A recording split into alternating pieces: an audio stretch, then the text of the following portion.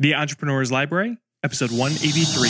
Welcome to the Entrepreneur's Library, the only book-centric podcast that reviews all the top-selling business books and shares authors' perspective firsthand. This is your resource to finding the next great book that will enable you to grow personally and professionally. Welcome your host, Wade Danielson. Thanks again for joining us on the Entrepreneur's Library. Today we have Shannon Susko, author of The Metronome Effect, The Journey to Predictable Profit. Welcome, Shannon, and thank you for joining us on the Entrepreneur's Library. Thanks for having me. I appreciate being here.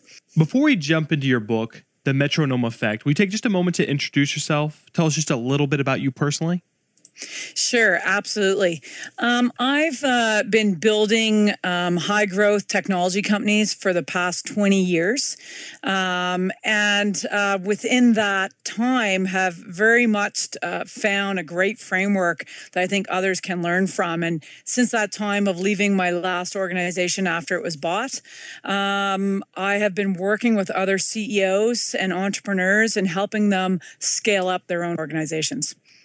Perfect. So first off, thank you for sharing that. Now let's jump right into your book, The Metronome Effect, The Journey to Predictable Profit, which was made available back in July of 2014. And Shannon, we're going to move quickly, but our whole goal here today is to help that future or the listener/future reader get a great idea of what this book's all about. So there's a couple questions that we'll run through to do that for them. And the first one is, what was the inspiration behind writing The Metronome Effect? The inspiration behind writing this book was to actually support other entrepreneurs in their journey in growing their company. I was looking for the silver bullet. In my first company, we grew from 4 to 100 people, and I was looking for a silver bullet to help me overcome that growth. Sadly enough, after reading 4 books a week for 2 years, I came across many great tools, but not one framework that could pull it all together. And this book allows an entrepreneur to understand that there is a framework available, that you can bring in all the different tools we learn along the way, from cash tools, people tools, strategy tools, and execution tools. And the whole thing was based upon a framework I learned called the Rockefeller Habits. And I wanted to show other entrepreneurs that this was a way that you could put these things into play practically and grow your business at the same time. Excellent. And you've dove into this next question just a little bit, but maybe you can expound upon that. And that's what makes your book different from others regarding the same or similar topic. Yeah, the biggest thing that I really wanted to make a difference with this book was, for the entrepreneur, I want it to be prescriptive. This book, chapter by chapter, section by section, will give the entrepreneur a step-by-step, here is what you should do and when. And I was really missing that in my own view of learning, reading, networking, and this was a way to accomplish that. Excellent. Shannon, how do you suggest the reader engage with your book? Is this one they can jump in and jump out based on the information that they need or want at that time? Or did you really write it to be read from front to back? Well, readers can definitely read it from front to back, but readers can also, jump into a particular section that they may be facing a challenge of that time. And it's also set up so that the reader, the entrepreneur, can go back and go back to a chapter and go, what were those steps again? At the end of every chapter are the key steps that are recommended that you should take in order to accomplish that particular section, whether it's strategy, execution, cash, or people. Excellent. So Shannon, now that we know a little bit of the background, the purpose of the book, let's take a deep dive into the content itself. So we take the next 5 to 8 minutes and really describe what the entrepreneur can get out of this book. Great. Thank you for that opportunity. Within this, I'm going to take it from, there's a picture in the very beginning of the book, and this picture is what I call the house. And every entrepreneur is focused in building a great house so that their organization can grow and scale and really set out on the success that they're looking to achieve within the business. And at the very foundation of the house is the entrepreneur, is the leader of the organization, is step one. And that leader needs to be absolutely in tune with, their own core values and their own core purpose. And that then drives to ensuring there's clarity both for the leader and the rest of the organization around the core purpose of the organization. What follows that is the core values of the organization, which is absolutely in tune with the core values of the entrepreneur and the leader of that organization.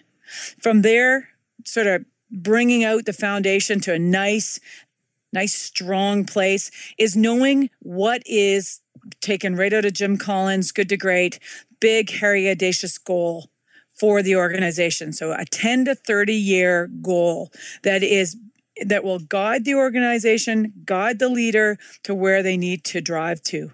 The walls of that house, if you can think about it that way, there's a section around looking at how do we ensure our team is as tight as possible, the cohesive team. And then on the other side, the other wall is looking at the human system. The most unhuman way of talking about a human system, but we're looking to create and support and help the entrepreneur understand what we need to do in order to create a repeatable process that the team members love and will come to expect that this is how we coach and keep the best players. And that's powered by top grading. And then the very top of the house, to put it into a square box, which is unlikely with any organization, are the team leaders. And the team leaders being at the top and the leader being at the foundation must absolutely believe and be a part of creating that cohesive team, the human system, and really driving the core purpose, the core values, and the BHAG, which make up the culture of the organization. In the middle of the house, we're looking at strategic thinking, and there's lots of different tools that we brought into play in this. Everything from the business model canvas, Alexander Osterwilder, Vern Harnish's 7 Strata. We're looking at the core customer and an attribution framework. And we're really taking those strategic tools and working them into a rhythm that the entrepreneur can actually put in place on a regular basis as needed. And then, of course, the other piece of the strategic thinking process is the execution plan, and really creating a way for an organization to have a collaborative brain, peer accountability, as well as setting up a rhythm within the organization that will beat daily, weekly, monthly, quarterly, annually. And this was absolutely learned from Vern Harnish's Rockefeller Habits in the early days in early 2000 in my own experience, but we've been using it for over 20 years, and it absolutely creates the habits needed for an entrepreneur to think less about the next thing we need to do and think more about what do we need to do within our business, working on the business strategically. And of course, the roof of the house, and it's last but not least, is the team.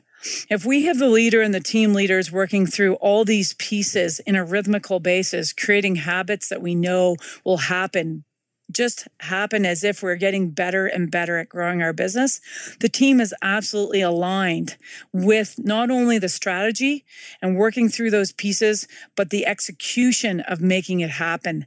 And the team is at the very top of the house, which is very untraditional when you think of a traditional org chart. But the team is the one that's going to go out and meet and touch and drive, what we're offering as an entrepreneur to our stakeholders, being customers, partners, shareholders, who's ever involved in the organization. And with every chapter we step through, starting with the leader, working through every piece that I just went through, at the end of every chapter are actions that are recommended, books to read, as well as things you can do if you're challenged in a particular area. And the goal of this book is to provide a framework to the entrepreneur in order to look at those 4 areas: cast, strategy, people, and execution, coined in definitely the 4 decisions through Vern Harnish.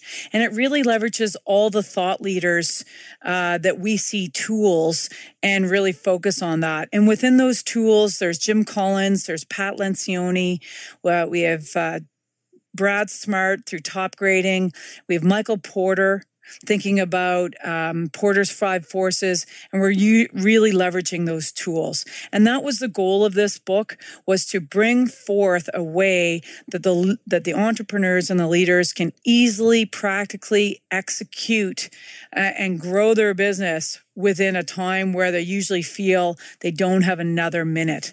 My experience in doing this, I was working 100-hour weeks. When we were able to put this in place, it gave me 40 hours back into my week. So I really recommend you can either read it front to back or jump in chapter by chapter.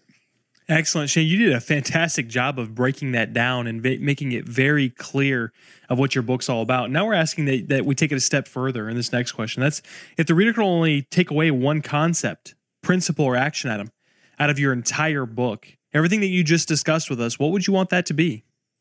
The one thing that I would recommend that the entrepreneur, the leader, look at within what they're living today is coming up with setting what I call set your metronome.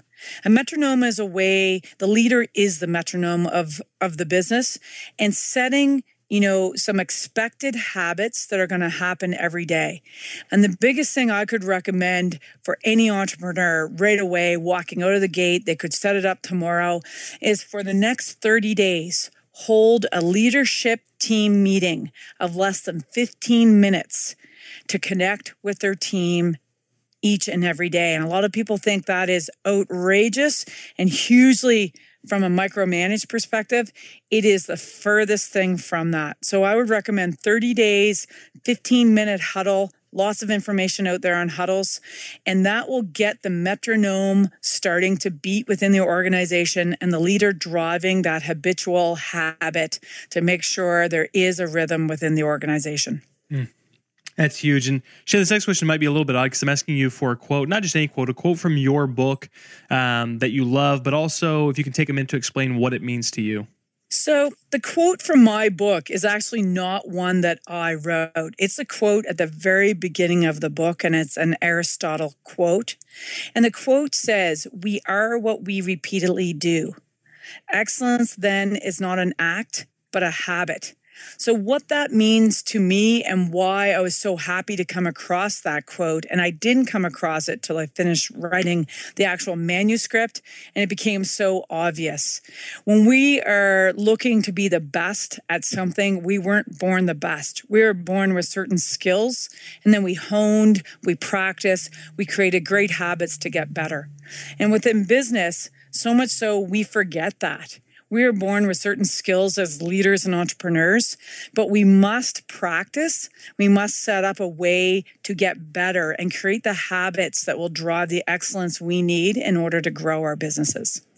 So if people can have an extra opportunity to reflect on that, we'll put that in the show notes at the elpodcast.com. I know a lot of people love to go back and reflect more on those quotes. But this next question is, obviously, as a book-centric podcast, we want to get a recommendation, not just any recommendation. We're asking for really the recommendation. So there's only one book you could recommend based on the way that it's changed your life or created a lifestyle or paradigm shift. What book would you suggest?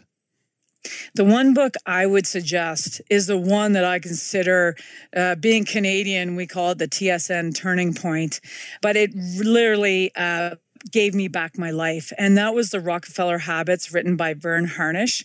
And he has since actually updated that book. And the latest version that he just released in October is Scaling Up. And that book, as an entrepreneur, as I mentioned earlier, I was working 100-hour weeks, week over week over week.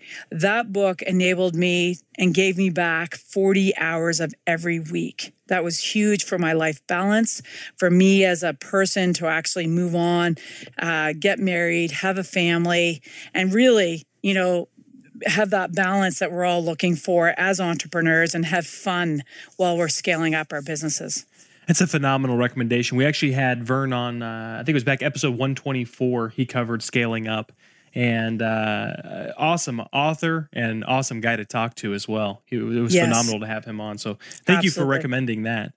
And Shannon, before we depart, can you recommend the best way for listeners to not only get more information on you, but also get more information on your book, The Metronome Effect? Yeah, the best way to get more information on myself and the book, my website is shannonsusko.com, and lots of information, resources, and also information on the book, The Metronome Effect.